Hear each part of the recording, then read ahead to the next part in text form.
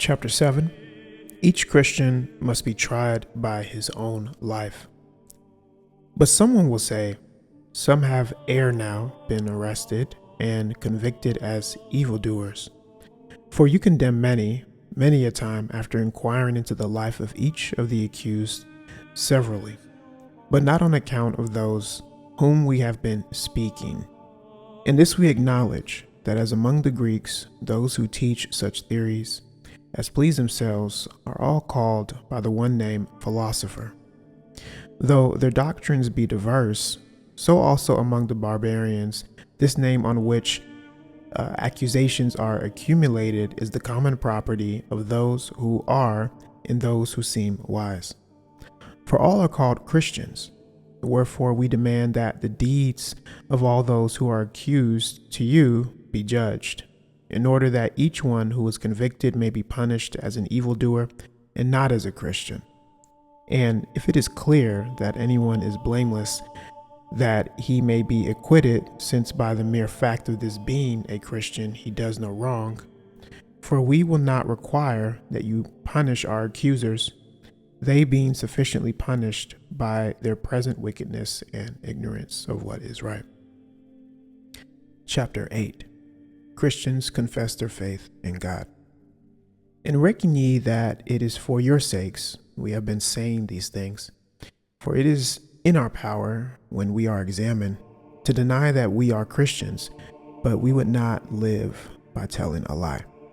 For impelled by the desire of the eternal and pure life, we seek the abode that is with God, the Father and Creator of all, and hasten to confess our faith.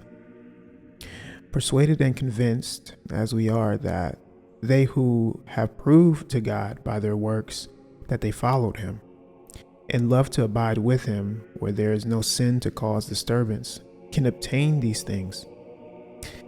This then, to speak shortly, is what we expect and have learned from Christ and teach.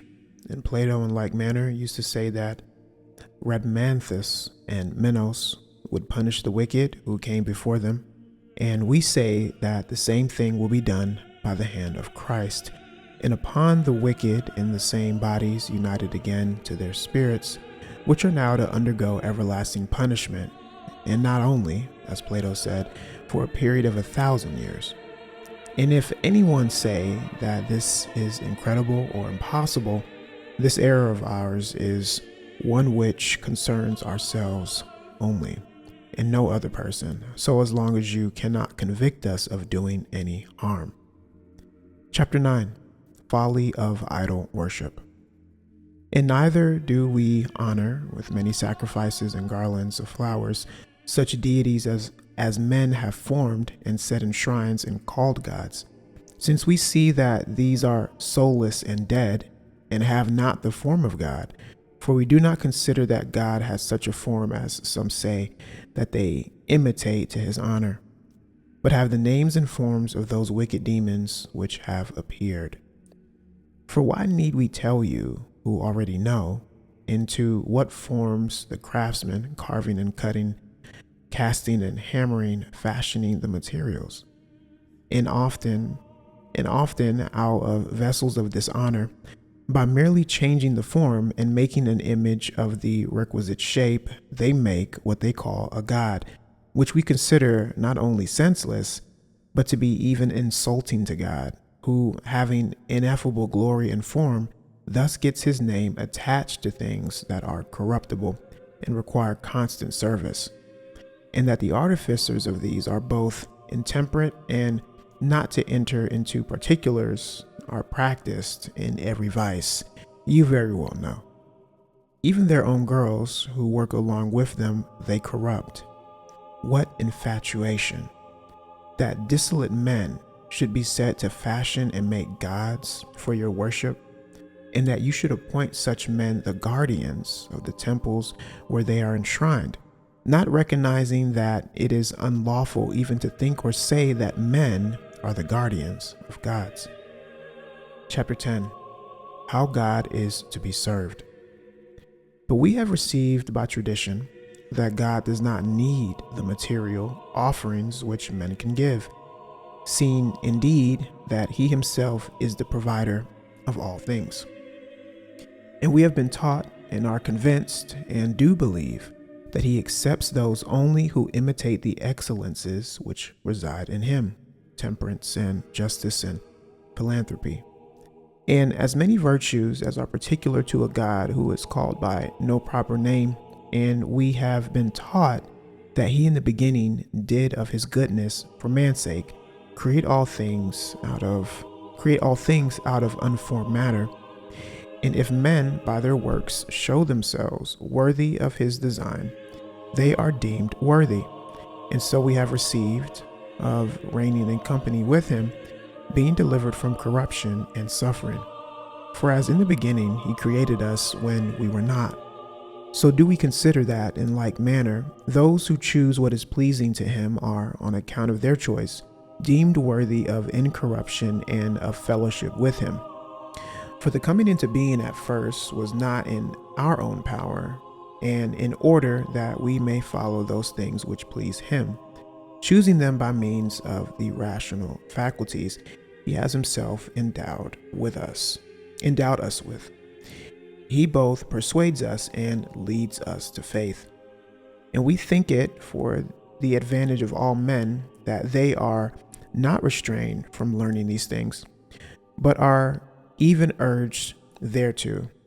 For the restraint which human laws could not affect the word, inasmuch as he is divine, would have affected, had not the wicked demons, taking as their ally the lust of wickedness which is in every man, and which draws variously to all manner of vice, scattered many false and profane accusations, none of which attach to us. Chapter 11. What kingdom Christians look for. And when you hear that we look for a kingdom, you suppose, without making any inquiry, that we speak of a human kingdom, whereas we speak of that which is with God, as appears also from the confession of their faith made by those who are charged with being Christians. Though they know that death is the punishment awarded to him who so confesses. For if we looked for a human kingdom, we should also deny our Christ, that we might not be slain, and we should strive to escape detection, that we might obtain what we expect. But since our thoughts are not fixed on the present, we are not concerned when men cut us off, since also death is a debt which must at all events be paid. Chapter 12. Christians live as under God's eye.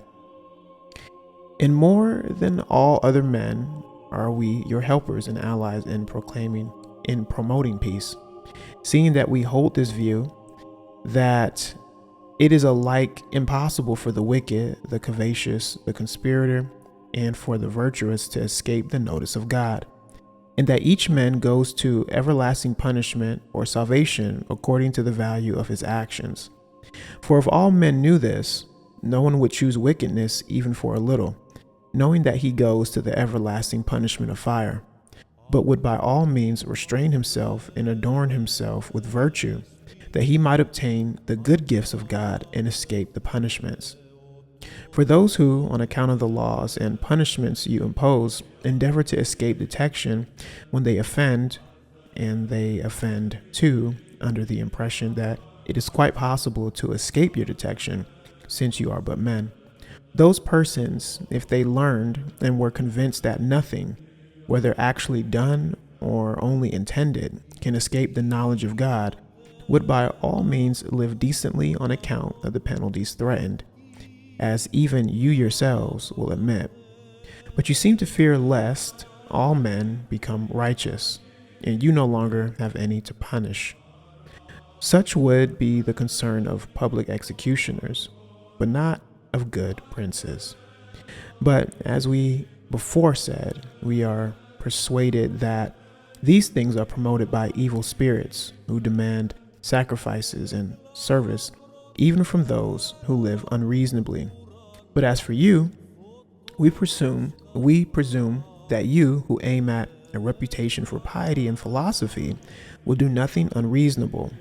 But if you also, like the foolish, prefer custom to truth, do what you have power to do. But just so much power have rulers who esteem opinion more than truth, as robbers have in a desert. And that you will not succeed is declared by the word, then whom after God who begat him. We know there is no ruler more kingly and just. For as all shrink from succeeding to the poverty or sufferings or obscurity of their fathers, so whatever the word forbids us to choose, the sensible man will not choose. That all these things should come to pass, I say, our teacher foretold. He who is both son and apostle of God the Father of all, and the ruler Jesus Christ, for whom also we have the name Christians. Whence we become more assured of all the things he taught us, since whatever he beforehand foretold should come to pass, is seen in fact coming to pass. And this is the work of God, to tell of a thing before it happens, and as it was foretold, so to show it happening. It were possible to pause here and add no more, reckoning that we demand what is just and true. But because we are all well aware that it is not easy suddenly to change a mind possessed by ignorance, we intend to add a few things, for the sake of persuading those who love the truth, knowing that it is not impossible to put ignorance to flight by presenting the truth.